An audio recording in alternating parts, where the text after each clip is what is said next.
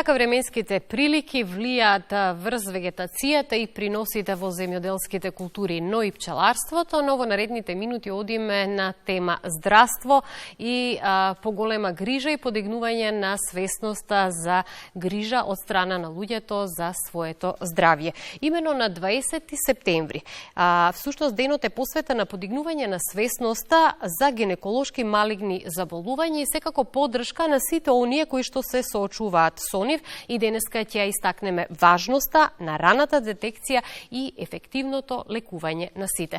Мои гости денеска во студиото се професор доктор Игор Алуловски, специјалист, односно субспецијалист по гинеколошка хируршка онкологија, и Мирјана Бабамова од Сдруженијето Фемина М. Добар ден и добре дојдовте. Добар ден, благодарам на поканата. Еве по овој повод практично да продискутираме.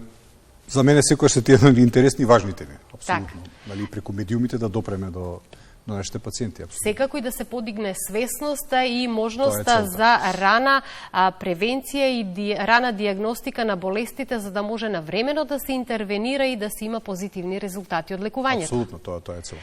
Јас морам да истакнам дека секоја година 1 милион жени се диагностицирани со некој вид на гинеколошки карцином. Ние денеска конкретно ќе зборуваме за рак на јајници, односно оваријален карцином. Ајде накратко да дадеме еден вовет од ваша страна и секако да објасниме што е оваријален карцином и што представува ракот на јајници. Значи да, тоа е апсолутно широка тема. Неколку збора околу што го спомнавте, 20 септември всушност се терминот прославува, не, меѓутоа се означува, се назначува како ден, меѓународен ден или World Go Day, така се вика, тоа кратенката GO на англиски, Gynecological Oncology Day, кој што во светот се прават различни активности, различни земји во светот со цел да го потенцираат моментот на важноста за подигање на свесноста околу гинеколошките карциноми генерално, и се прават различни активности од аспект на пациентски здруженија, од аспект на специјалистички здруженија, од аспект на ангажмани на одредени болнички установи, клинички центри, секој на свој начин да го означи тој ден и да ја подигне свеста околу борбата со гинеколошките карциноми. Околу оваријалниот карцином, повторно самиот месец септември се смета за месец за подигање на свеста за борба со оваријален карцином конкретно.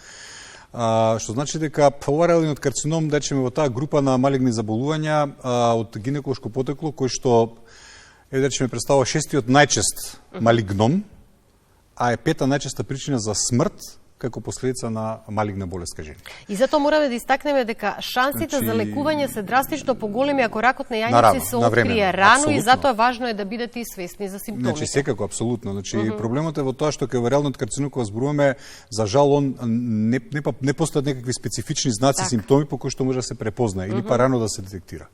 За жал. Значи не постои дури ни скрининг некој, да речеме како за цервикалниот карцином, имаме јасен скрининг.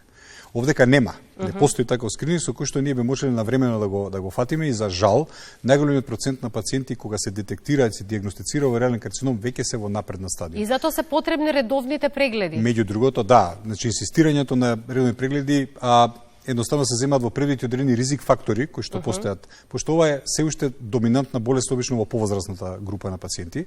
Значи негде преку 70% од карциномите на јајници или оваријалните карциноми се јавуваат во возрастна група над 62-3 годишна возраст, значи постара популација. Потоа ризик фактор, например, нули паритетот, жени кои што немаат раѓано. Обезитетот, тоа е така дискутабилна како ризик фактор. Понатака користењето на хормон заместителна терапија. Постојат генетска основа, фамилиарни оптеретувања, значи ова се ризик фактори кои што можат да се земат во предвид кога зборуваме за оваријален карцином. Меѓутоа, за жал, оваријалниот карцином статистички гледано е болест со висок леталитет, така да кажам, значи висока смртност.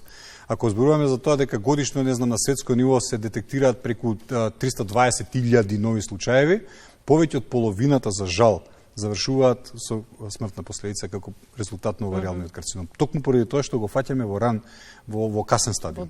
Да, би било да се одлично да може да се фати во ран стадиум, тоа е секогаш така. Да, превентивните прегледи Знаете како, алудирањето мое е секогаш до пациентите, да барем еднаш во годината нека одвојат еден ден, жените да отидат на еден гинеколошки рутински преглед. Да, убаво рековте, најголемиот проблем кај ракот на јајниците е тоа што на почетокот можно е да не се појават никакви симптоми, доколку пак симптомите се појават, неретко се припишуваат на други проблеми, поради што ракот и всушност целосно се игнорира, што значи за секоја жена треба да биде важно да биде запознаена со симптомите на болеста, но и ризичните фактори кои што ги споменавте со цел да може да се реагира на време. Но ако веќе говориме за некакви симптоми, на какви симптоми треба да се обрне повеќе внимание? Значи себе повторно за неспецифични. Значи симптоми што се врзани главно да речеме со абдоменот. Некакви нелагодности, болки, надувувања, неспецифична болна сензација во мала карлица. Може во некои ситуации да имате пациентки ако се уште менструираат па пореметување во циклусот. Може пациентки што се во менопауза па да се јави прокрварување, ама тоа се све неспецифични. Но разбирате, чувство на болка во стомак, чувство на надуеност не мора да е строго специфично врзано со овариален карцином. Ама ако секојаш има такво нешто и ако тоа трае подолго време, тогаш е препораката пациентите апсолутно да се јават на преглед. Да се јават на преглед за да може практично да се не мора да е гинеколог, знаете како некогаш ние пациенти кои што одат на преглед речеме на гастроентеро, хепатолог заради тоа што чувство на надуеност, па може да ги припраќаат пациентите ако приметат дека се работи за нешто сомнително во поглед на гинеколошка некоја патологија. Така да немате специфична симптоматологија, тоа е лошото кај овој карцином. Не може да се фатите за еден симптом, па ќе речете овој симптом мене ме врзува со тоа и тоа заболување. Многу е неспецифичен, за жал. И така полека дојдовме и до диагностиката. Како се диагностицира и дали е проблем за гинеколошките стручњаци сето тоа да го диагностицираат за да можат понатаму да дадат и соодветен третман? Апсолутно. Значи диагностиката се состои на тој рутински гинеколошки преглед. Да, секојаш тука ни се од голема помош на алатката, конкретно ултразвучниот преглед, дополнителните имиджинг техники, компјутеризирана томографија, магнетна резонанса, некојаш ако имаме присуство на вода што викаат или асцит во стомакот, па правиме пункција и испраќаме на цитолошки анализи. Туморските маркери, например, тој познатиот CA125 го спора за гинеколошки маркер, значи сите тие алатки нас ни помагаат секако симптоматологијата, кога веќе ги она што го гледате кај пациентката, анамнезата земена, кој ќе разговарате од кога се симптомите, како се сето тоа некако не наведуваат во правец дека да, најверојатно се работи за некаква таква состојба. Секогаш на прво место го гледаме кај овариалните карциноми, првата борбена линија ни е хирургијата, се уште. Значи хируршкиот зафат со обид или со можност да се направи така наречена циторедуктивна хирургија. Сето она што е малигно ткиво да се извади ад максимум. Затоа што на тој начин се дава можност да понатаму она што би следело во третманот, е онколошкиот третман, пред се хемотерапијата да има по добар ефект. Сега имате ситуации каде што има пациентки заради X други причини, пропратни диагнози, состојби, болести, каде што констатирате дека болеста е толку проширена да веќе хирургијата ја губи логиката. Во тој случај имаме така наречена сендвич терапија. Прво ги пуштаме на хемотерапија, па во втор акт како болеста ќе се стабилизира, евентуално да правиме оперативен зафат. Конкретно кога зборуваме за овој тип на карциноми, тоа е тоа. Секако дека апсолутно има огромен пробив во делот на нови молекули во поглед на третманот, пред се зборам во хемотерапијата, имунолошки терапии, биолошки терапии, значи се огромен број на студии се развиваат во светот како резултат на борбата за овариални карцином, пошто полека ама сигурно со огромен дел од карциномите ги од гинеколошко потекло, пример цервикалниот карцином во развиениот свет е ставен веќе ад акта. Тоа е решен проблем. Меѓутоа имам чувство кога разговараме на овие теми дека секогаш е потребно што повеќе да се подигне свеста кај луѓето, нели, за рана диагностика и редовни прегледи за да може навремено да се откријат заболувањата. И практично споменавме некои статистики и бројки. Можете ли да ми кажете уште еднаш број на новодиагностицирани случаи на светско ниво и кај нас? И колку кај нас свесноста, на колкаво ниво е? Значи на светско ниво таа бројка, да не последните податоци од Глобокант, е глобалната статистичка мрежа, некаде е оприлика околу 320, не знам точно бројката, ама тука е 320-330.000 ново диагностицирани случаеви кои што се со овариален карцином и повторно за жал бројката е негде преку 200.000, можеби ќе починат како последица од овариалниот карцином. За Македонија конкретно точната статистичка бројка, извинете, не ја знам, можам да зборам од аспект на она што се третира на гинеколошко-акушерската клиника. Значи ние отприлика годишно оперираме или поминуваат низ клиниката некаде помеѓу 70 до 80 нови случаи на овериален карцином. Дел од тоа ги оперираме, дел, за жал, каде што немаме состојба на операбилност, се третираат прво со онколошка терапија, па повторно после тоа се враќаат евентуално на третман. Ако сега тука од прилика вака екстраполација направам со тоа што се третира во другите болници, значи може да станува за некоја зборка околу па некаде 120 на 130 ново диагностицирани случаи на овериален карцином во Македонија, што сепак е доволна бројка за нашата популација. Звучи страшно и загрижувачки кога слушаме за бројките. Овде би се надоврзала во однос на овие бројки за методите и третманите за лекување, колку се тие успешни, колку успеваме да дојдеме до позитивни резултати како краен резултат. Абсолютно така е. Успешноста повторно некој зависи, ако се детектира по поран стадиум, било одлично. И секако од она што е, пак кажувам, колку хируршката техника овозможува да ние постигнеме таа циторедуктивна хирургија. Секако на второ место се хемотерапијата. Така. Хемотерапевтиците, новите молекули, некои се достапни на клиниката за онкологија, некои не се достапни. Тука е сега борбата практично и на гинеколозите, борбата на пациентските здруженија, меѓу другото, за да практично се направи, се влијае на властите, генерално здравствените власти, пред се смислам, да воведување на тие нови молекули, за да се практично подобри третманот на оваа група на пациенти. Тоа што не како едно е сега ќе направам хирургијата, окей, меѓутоа ако нема да се продолжи терапијата, не разбирате, значи некако тоа мора да се подобри. Мора се подобри, да. Би сакала Миријана да ја вклучиме во разговорот како представник на Сдруженијето Фемина М, кое што всушност е Сдружение за помош и поддршка на пациенти со гинеколошки заболувања. Многу значајна мисија извршувате затоа што вие всушност сте директно вклучени во помош и поддршка на пациентите, но и на нивните семејства. Нели гинеколошките и проблеми и малигните заболувања се проблем не само на пациентот, туку и на целото семејство. Сите треба да се носат со оваа болест и заеднички да се справуваат со неа. Која е вашата мисија и кои се вашите цели? Сдруженијето Фемина М е основано уште 2020 година, значи јас лично бев иницијатор и основач на Сдруженијето, затоа што со мојата гинеколошка состојба претходно и со претходно двајца починати во моето семејство од карцином, почувствував дека има потреба, иако функционираат голем број на здруженија, да се основа еден ваков тип на здружение кој што ќе се фокусира повеќе на женското здравје, женски малигни заболувања и да се даде еден вид помош и поддршка на сите пациенти кои се соочуваат со овие заболувања, но не само тоа, фокусот на здруженијето и во креирање на здравствените политики и делување на здравствените власти за промена во здравствениот систем кај нас. Затоа што апсолутно не можеме да се споредиме со тоа што се случува во европските земји и во Америка.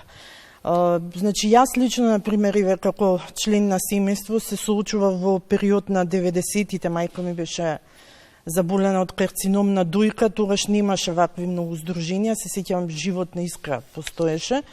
Меѓутоа, некако луѓето беа оставени сами на себе да се справуваат со тешкотиите што ги носи оваа болест, оваа заболување. Немаше толку пристап до интернет, немаше со кого да се консултираш, не дека докторите не беа достапни, меѓутоа не секојаш пациентите и нивните семејства сакаат некојаш да споделат искуство со тие што им се пациенти или некој што го поминал тоа.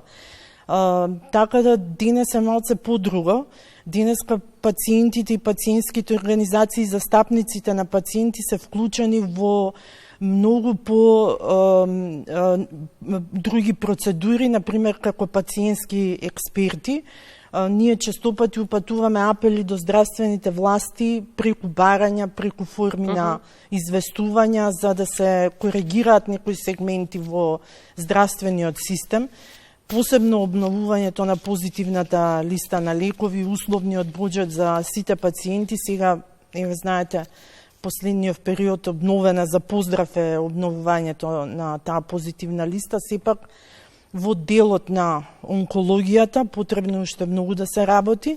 Нас ни е јасно дека Македонија е сиромашна држава и дека не секогаш ќе имаме пристап до таа терапија која што има во европските земји, меѓутоа доколку се во можност да им се овозможи на пациентите терапија и третман достоен согласно нивното заболување. Професоре, жално е кога се слушаат вакви информации.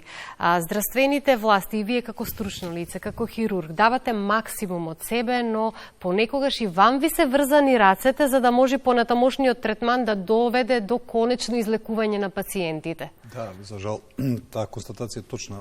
Посебно кога зборуваме за онколошки случаи, па посебно конкретно овариалниот карцином, затоа што пак велам, апсолутно, таа терапија е скапа. Значи се работат сериозни, големи студии. Значи на светско ниво, каде што зборуваме за милиони евра и долари што се вложуваат практично во таквите тие истражувања, се со цел да се изнајдат методи и начини на третман на карцином, пошто пак ќе велам, хируршкиот дел е јасен. Така. Значи јасно е што треба да се направи. Меѓутоа овој другиот дел, значи се бара начин како на поелегантен начин да се справиме со борбата со овариален карцином. Зборам ова сега на глобално, на светско ниво. И прашањето колку успеваме ние како држава да ги следиме тие нови трендови и нови третмани. Така е, апсолутно. Да. Токму она што го спомна и Мирената и претходно и јас. Значи, тука се тие иницијативи. Значи, иницијатива во поглед еве и како стручни лица и како пациентски здруженја генерално, нали, сите да се алудира дека, знаете како, здравието е скапо. Точно. Лекот е скап, здравството е скапо генерално секаде во свет, да се разбереме. Значи вие мора да се едноставно да се вложуваат средства за подобрување. Почнувајќи од превентивни мерки, тоа што може да се превенира, меѓутоа и во третманот она што следи кај што посериозни заболувања, тоа што има нови молекули. Буквално да не речам на малтене не секој ден излегуваат, меѓутоа факт е дека на тој начин може ние да се справиме со оваа група. Да, кој ќе земете дека ако ги вака категоризираме сите карциноми од гинеколошко потекло, овариалниот карцином можеби е, освен вулварниот кај отрнам на страна, е помалку застапен, речем, во однос на еден ендометриален карцином или карциномот на дојка, да не правам муавет, или да речеме на карцином на грло на матка, што за жал се уште е многу високи бројките кај нас. Меѓутоа смртноста е многу голема, за разлика од другиве карциноми. Овариалниот карцином е практично со исклучително висока смртност. И сега тука е практично борбата. И сега ако се соочуваме со бројки дека одредени процедури, тие нови молекули, начини на третман на пациентите во западноевропските земји постигнуваат во последниве години намалување на стапката на смртност од овариален карцином, тоа значи дека има напредок, значи има надеж тука да се направи нешто и се работи на тоа да практично се изнедат нови методологии, начини, нови молекули кои што ќе помогнат практично во борбата со овој карцином. И сега, каде сме ние во целата приказка, пак велам од аспект на гинеколог, тука сме негде со хируршките техники, не може да се, да кажеме дека заостануваме. Да, секојаш и тоа врзано со нова технологија, нали, инструментариум ваков, значи посовремени така натака, меѓутоа борбената линија мора да продолжи понатака и со оној онколошки третман, каде што мора да се вложува повеќе. Мислам, сведоци сме на оној проблем со кој што се соочува и онколошката клиника, онколошките пациенти, бројот на ново диагностицирани карциноми. Оној податок што беше спомнат пред некој ден апропо 5000 нови. Так. За 2022 година, мислам дека беше бројката, мојот драг колега и именјак Игор Стојковски, директорот на клиниката на онкологија, тоа е фрапантна бројка. Тоа е фрапантна. Сега кога сме кај превенцијата, морам да ве прашам ХПВ вакцината колку овозможува заштита од вакви заболувања и колку е на колкаво ниво е свесноста кај нашето население за примање на оваа вакцина? Тоа е сосема друг проблем. Значи, морам да ве прашам. Не, апсолутно не се согласувам, знаете како. Значи, тоа е посебна тема за дискусија. И тоа нон-стоп исто така и по моје појавување, мои колеги, во други држави ХПВ вакцината е задолжителна како и секоја друга имунизација. Значи, Македонија меѓу првите држави од Балкан и од еве просторите ја воведе вакцината во календарот за вакцинација меѓу првите. Меѓутоа никако не може да се одлепиме од процентот 30-40%. Тоа е многу нисок процент. Апсолутно е многу нисок. И сега тука е цело време алудирањето, зборењето по вакви отворени емисии. Еве дури се размислува баш во дискусија со Мирена можности за некакви проекти да се оди по училиштата, по школите, да се дискутира со генерациите што треба да ги примаат тие вакцини. Освен вакви отворени емисии, дискусии, со родителите треба да се дискутира. Тие се клучни. Така е. Целта на тие специјалистички издруженија или значи повторно и на државата организирање на такви дискусии панел секој ден, да се зборува, да се објасни, затоа што сметам дека не е толку антивакцерството кај нас. Недоволно информации. Апсолутно. Мислам дека е недоволната информираност и затоа тука тој се појавува страв кај граѓаните. Апсолутно. А иначе еве државата стварно прави напори. Еве се вложуваат, новата вакцина, 9-валентната има, еве се пуштена е практично во вакциналните пунктови. Ама мора да се работи та свесноста, што кажувате, зошто е важно. Сега, ако се соочуваме со проблем да се уште цервикалниот карцином има високи стапки кај нас, а имате практично, условно кажано, вакцина која што превенира рак. Значи, условно смртоносно заболување, имате вакцина да го превенирате. И покрај тоа, некаква скепса, тоа е почетната ставка од превенцијата. Сакам да, тоа е примерна превенција. Сакам да кажам, значи, еве повторно ќе речам, значи стварно бројките се посебно што е уште по-трагично, каде што вие очекувате дека би требало условно земено тие бројки на опфатност да бидат многу повисоки, на пример територија на град Скопје. Тука се најкатастрофални. Така, за жал. А би очекувале дека треба тука тие бројки да бидат највисоки. Така да времето не ни дозволува многу, а можеме многу да говориме на темата, некако ќе го заокружиме разговорот. Миријана, да ви остапиме простор уште 1 до 2 минути да дадете еден апел и една порака до нашите граѓани како дел од активностите на вашето здружение. Ние сме достапни константно за помош и поддршка на пациентите, значи не само со гинеколошки заболувања, туку и сите пациенти кои што се соочуваат со некој вид на проблеми со женско здравје. Јас можам само да ги оставам нашите телефонски броеви 078 397 704, можат да не најдат на Facebook страната Femina M, на веб страната наша исто и на LinkedIn профилот, така да ние продолжуваме со активности. Нашите медицински соработници се константно достапни исто и за пациентите и за нивните семејства. Се што им е потребно можат да не исконсултираат и, како што кажа професорот, планираме од ноември една активност за подигање на свест за превенција од рак на грло на матката и ХПВ инфекцијата како главен причинител, и тука сме за комуникација во било кое време. Професор, доктор, ве молам за крај, само како дел од вашето искуство во рамки на хируршката онкологија, која ќе биде вашата порака до нашите гледачи? Значи, секојаш ќе гледам повторно да алудирам и да повикам на подигање на свеста за сопственото здравје. Кога станува збор конкретно за жените, значи, тоа се нашите мајки, нашите сестри, нашите тетки, војни, стрини, значи сето она што практично го прави нашето општество, затоа што една многу вака реченица, сентенца што ја слушнав и е така малце потресителна, кога е болна жената во семејството, болно е целото семејство. Што значи дека алудирам до сите нив, ако ништо друго, еве да ги почитуваат оние редовни скрининзи, што треба да дојдат, нали, да ги направат, еве за карцином на грло на матка, за дојка, нешто што е организирано од државата, и ако ништо друго, ако немаат време, барем да одвојат, тоа се правиме муабит за 1 сат во годината, да одвојат да отидат кај своите матични гинеколози, да направат преглед, рутински преглед се прегледат, затоа што конкретно пак пошто го спомнавме цервикалниот карцином, со еден обичен преглед, еден обичен бриз, буквално може да спаси живот. Ви благодарам многу за гостувањето, ми беше задоволство, но ќе имаме наредна прилика во некое следно издание повторно да бидете наши гости. Благодарам на поканата.